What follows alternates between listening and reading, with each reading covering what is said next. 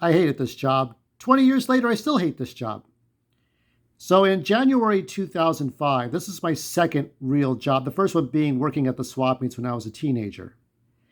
And I was there for about a week and a half. Now, I think I was 2 years out of 4-year college, did the internship, didn't work out for me very well. I was struggling. I was trying to figure out where should I go, what should I do. I'm not exactly sure how I got the Sears and Roebuck job. I think either I looked through the want ads or I got it through an unemployment agency that had to deal with hemophilia. Something had happened. Someone recommended this to me somehow.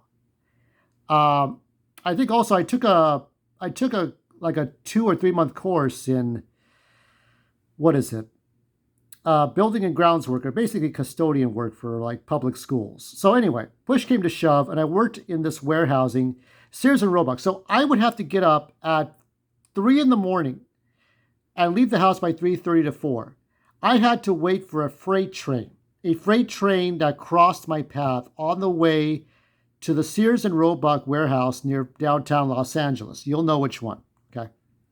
And even though it was only 10 days, my only source of food was a lunch truck or the Roach Coach, para comida, para burritos and flautas and tortas and tostadas and empanadas, all that shit. And I worked the graveyard shift. I worked the night shift, right? 8-hour shift. And a lot of it was pulling pallet jacks. A lot of it was cleaning, dusting, basically light custodian work.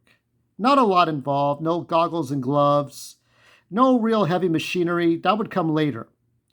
Um, David Savala was my boss. Nice guy. Don't have a problem with him. I think he's dead or retired.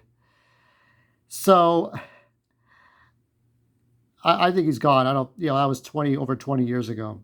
Nice guy. I have not a bad thing to say about him. But he probably gave up on me after 10 days because there was a part of my job that required me to uh, overturn a lot of brush, like the kind of brush that would start fires. So you had to get a pitchfork, dig in there, and pull the stuff out. Now, I didn't work out or exercise back then, so that might have been a factor. So they gave up on me and canceled my employment, not exactly firing me, but 10 days, I didn't come back. I did come back later, but it was a harder job. I hated the new boss. It was shit. So 4 out of 10 for my job in '05.